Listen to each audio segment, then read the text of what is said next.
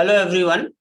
My name is Rakesh Singh. I am from Indian Institute of Technology, IIT, Banaras Hindu University, India. Uh, First, I would like to thank the organizer for giving me opportunity to share my work. The title of my presentation is Coherence Optics to Steer New Trends in the Digital Holography. So in this talk, I will try to cover the role played by coherence optics and the fundamental optics to lead new trends or new ideas in the digital holography, which is mainly based on using the similarities between the optical field and then coherence functions. And this idea is later on, I will explain that how this idea can be used to design and develop new kind of digital holography, which we also call the unconventional holography, because it works on the basis of the coherence function rather than the optical field. So, so this is the outline of my talk, where I will try to explain the basis of the fundamental features of the light, and then how do we use the different fundamental features of the light to develop holography, this particularly digital holography, which covers the coherent nature of the light.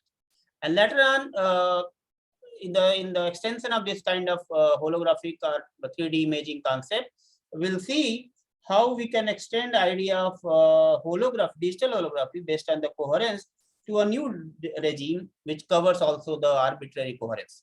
So in that context, we will use the concept of the coherence waves.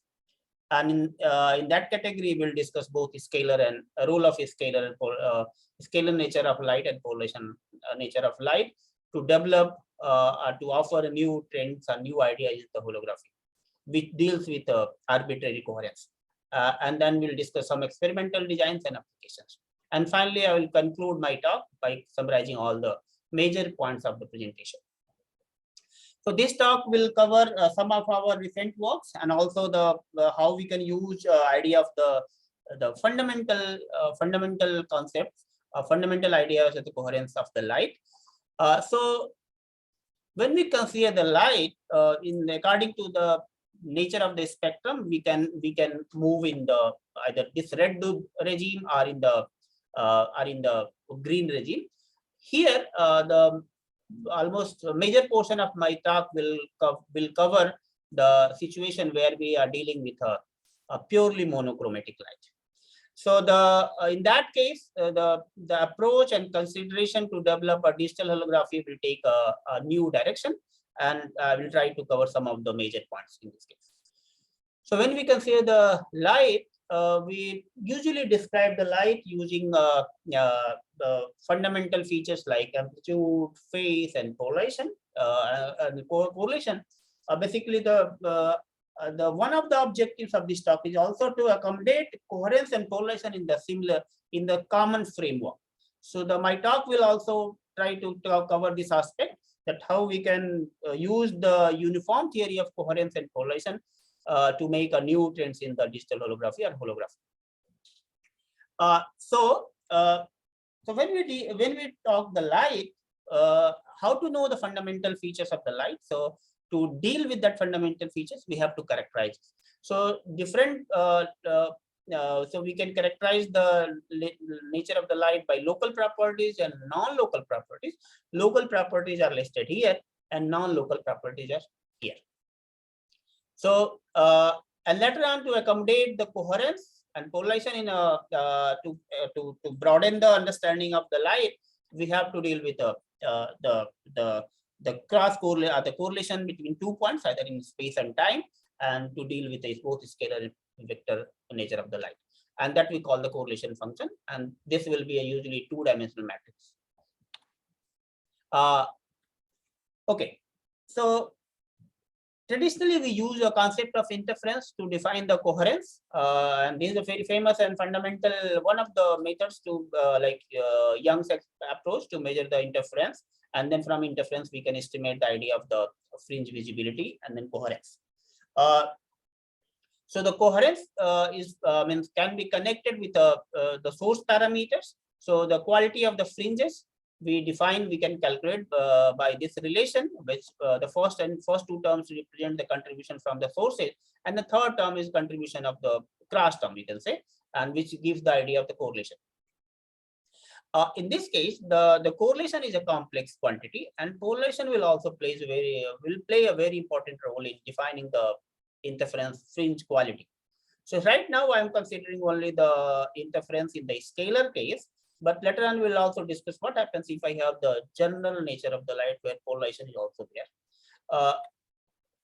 So if you see here in the previous case, the interference fringe visibility depends on the nature of the source. So if you have the fully coherent light, visibility will be 1. If you have incoherent light, the visibility will be 0. However, okay, so based on this nature, particularly the coherent nature of the light, the holography, which is a very interesting imaging technique,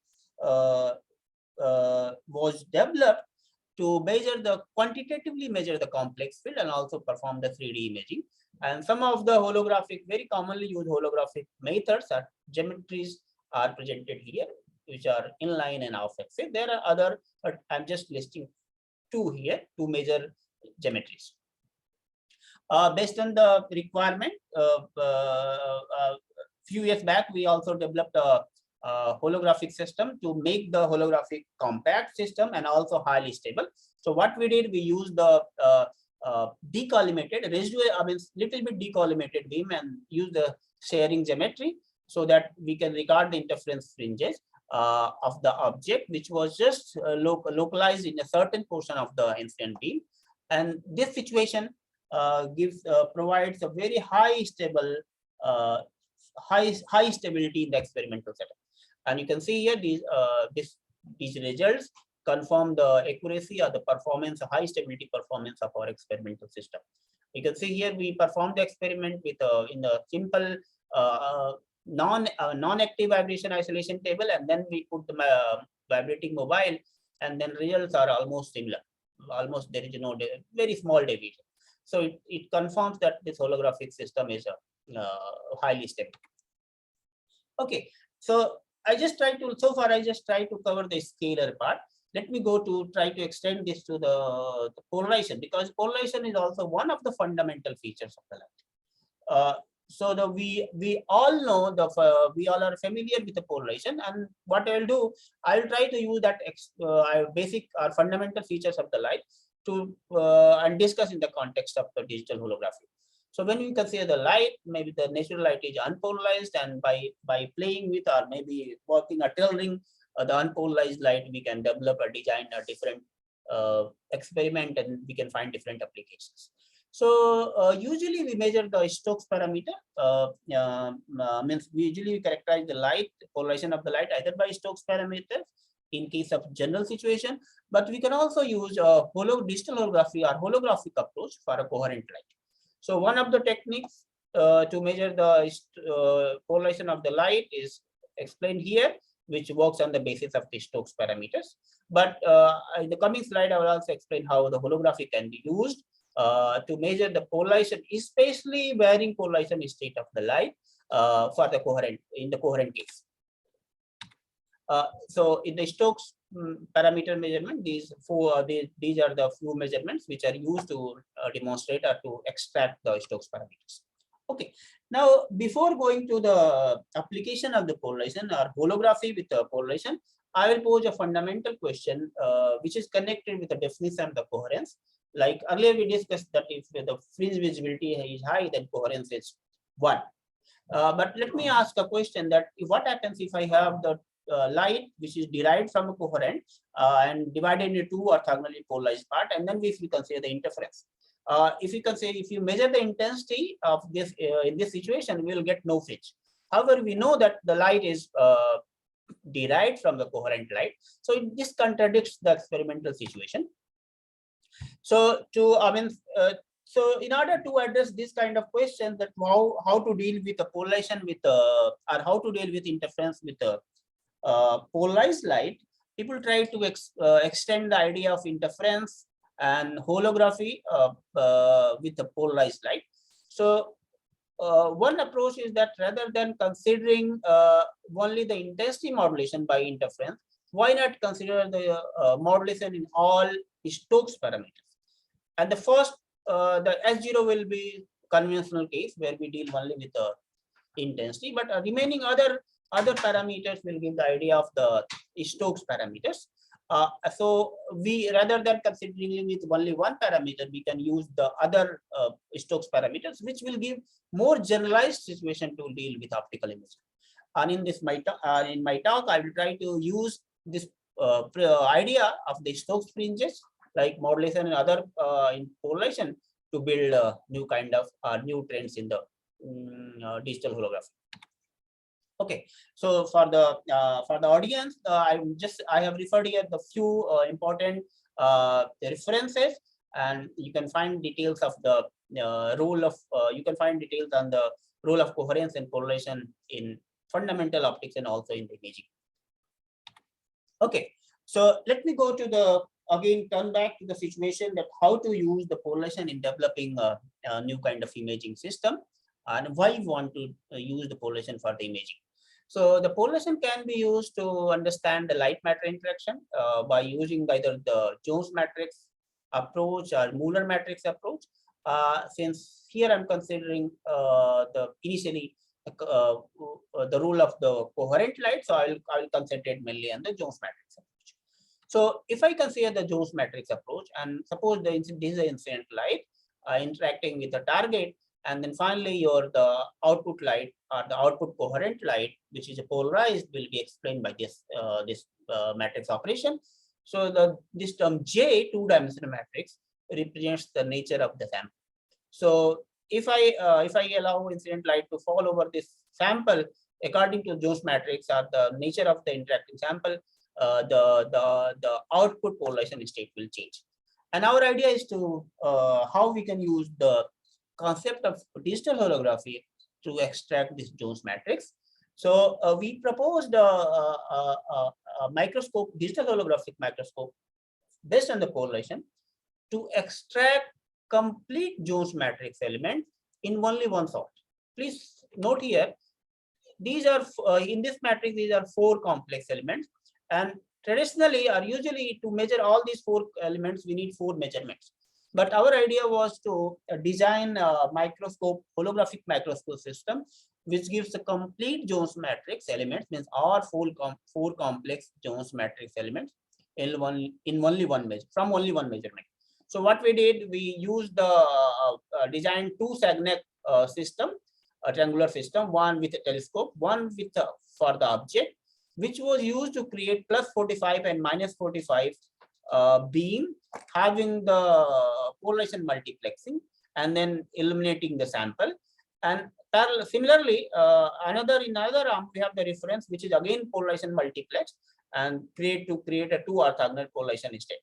So how this polarization multiplexing is realized in this Sagnac geometry is shown here.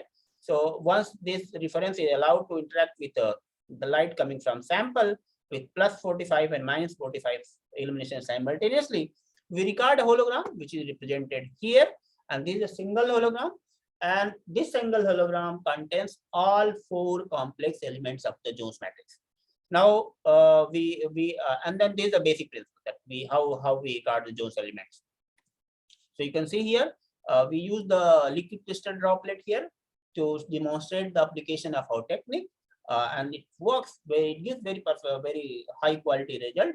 And you can see once we subject this hologram, single shot hologram, to the Fourier transform, we got the spectrum and then selected the desired spectrum and then got the all 4 Jones matrix elements. You can see here, this is the first row represents the Jones matrix of the liquid crystal droplet amplitude. These are amplitude part, JXX amplitude, JXY, JYX, and JYY, and these are the corresponding phases. So with only one measurement, we got all 4 elements. So our technique is very is useful in case of a dynamic sample, so because it works with only one measurement. So far, what I did, I covered only the coherent nature of the light. We consider that light is perfectly coherent. But now I'm going to the new direction, that I'm posing a question: what happens if the light is having arbitrary coherence. Can we use what happens if light is incoherent? Can we make imaging similar kind of holographic system? And in that direction, our group is trying to explore these issues, and to develop this kind of imaging system, we are working on tailoring the coherence of the light and the coherence and polarization of the light, and then finally applying in the different imaging applications. So when we consider the light, like I mentioned earlier, we need to characterize the correlation, and correlation follows because it's a complex quantity and follows the wave equation similar like optical field. So we can propagate the coherence from complex coherence from one point to another point using this kind of propagation kernel, because it follows the wave equation. So if we know the coherence at one plane, we can digitally propagate, because if we have the complex coherence. Now the question is how to measure the complex coherence. I will try to cover in my coming slides. And using the different technological development like diffractive elements and micro optics or even nanostructure, we can tailor the coherence of the light and according to our requirement for imaging. So one of the basic principle is shown here, how to tailor the coherence of the light at different planes. So this is a source plane, and then we can use a different combination of the filter and then lens. We can play with a coherence and different planes like here. So we can save the correlation by using the desired source, or by using the tailored source, and then measure the correlation. Okay, now one of the central results of the coherence optics is the Banks-Heterogenic theorem, which deals with which is represented here, which connects the incoherent source with a coherence with a complex coherence. And I try to explain here how the coherence shaping can be used. However, this quantity, the coherence is a complex quantity, and we can use and it requires to be measured interferometrically, because it's a complex quantity, it's not directly observable parameter. So we'll try to discuss how to experimentally measure the complex coherence. One method is a field-based interferometer, which is commonly used, but I will not discuss in this talk. In my coming slide, I will try to mainly focus on the intensity interferometer, or what we call the HBT approach, which is highly stable in comparison to field-based. So we know that the HBT approach, if you correlate the light, it gives the modulus square of the Fourier spectrum, which is a complex correlation. But what we get the in the intensity correlation, the phase is lost. So the idea is how to recover the phase with intensity, even by just keeping the intensity correlation. So our group is working on this subject, and we have in recent years we have contributed in this area by developing different methods by using both temporal averaging and ensemble temporal averaging and spatial averaging depending on our requirement. For example, we can in certain cases for imaging through scattering medium, we can apply the static scattering medium, we can apply the spatial averaging, and in some cases like playing with the coherence of the light or synthesizing the coherence of the light, we can use the temporal averaging. So it depends on what requirement we have, we can design different experimental strategies. Okay, so now again, I'm going back to the question I posed, that how to measure the complex coherence by keeping the Hanbury-Brown-Twiss approach. So what our group did, we tried to introduce the idea of the off-axis digital holography, or concept of holography in the HBT approach. So we know that suppose I want to measure this complex coherence function WH, and WR we have like a reference. We know this in advance, like this is in my pocket. So what I will do, I will try to interfere these two coherence, and then by the intensity correlation, what I will get the modulus square of this quantity. Like you see the last equation, the last third equation. So you can see this equation is similar to the off-axis or the holographic relation. So the first two terms gives the DC, and the third and fourth are desired term, which we can use to filter or retrieve the desired complex coherence function WH delta if WR is known. So we design experimental situation where WR delta R is known, which we call the reference coherence. So we have applied this idea to image the target or to image the object through the scattering medium. So this is the reference coherence function which we designed, because the idea is that reference coherence function is known. So if we create this with the point source, it's according to the Van Zetter-Zernike theorem, the coherence function will be uniform. And if I just shift this position, it will create also linear phase. So if you give the linear phase in WR, I can use the holographic approach here, and then using the holographic approach, I can get back the WO delta R, which is measured here, and then WO delta R is nothing but Fourier transform of the incoherent object. So I use this idea to retrieve the object. So suppose this is my target, which is written behind the scattering median, and I want to see this target from the opposite side of the scatter. If I use the conventional technique, it won't work, because we'll get only speckle pattern.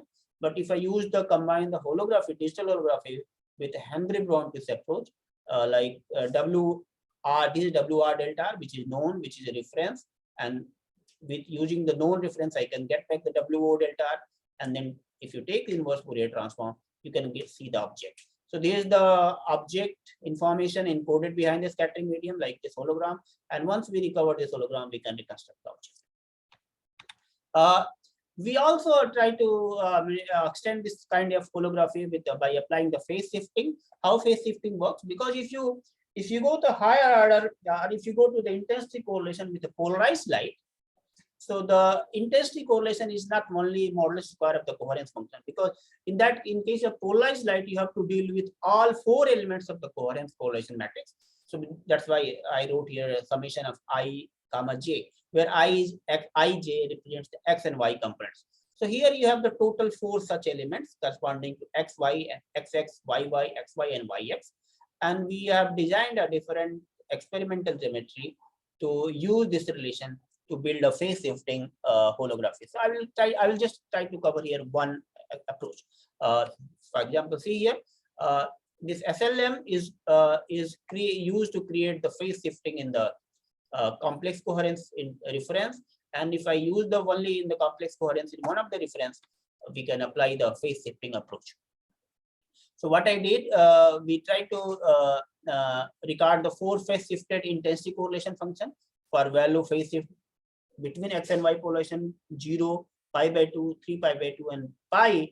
And then once we use this 4 phase shifted correlation function in the phase shifting formula, we can get back the object. Why we are getting 2 copies of the object? Because if you have seen earlier, the correlation function is summation of 4 terms. The last 2 terms are nothing but wxy and wyx. So that's why I'm getting that we are getting 2 copies. We just filter one and represent the results here.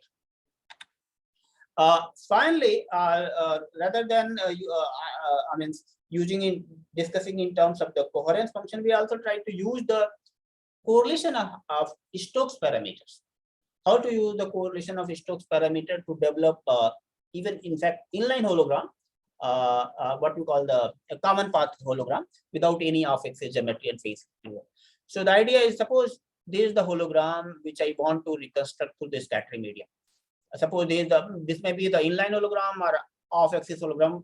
So suppose this is a hologram which you have, which is lying over the scattering plane, and if you observe here, what you'll get only the speckle pattern.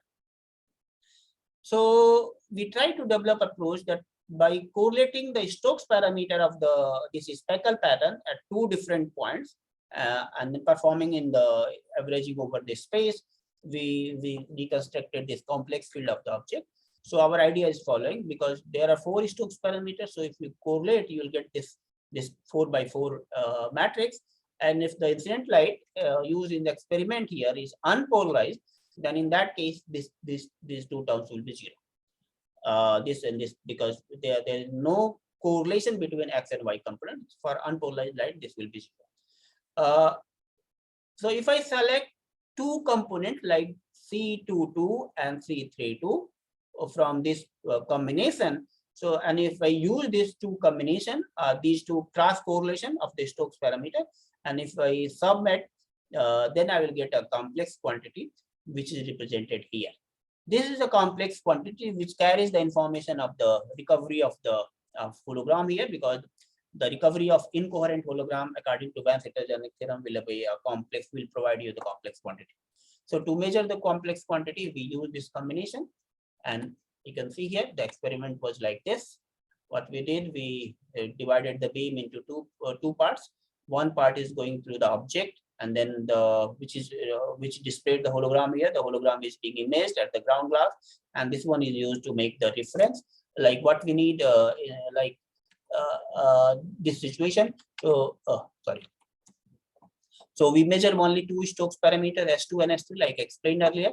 Then these are the corresponding Stokes parameters of the Stokes for two different objects. Vortex of topological charge 1, and then number 2, and for two cases S2 and S3. And if I correlate this is the correlation function.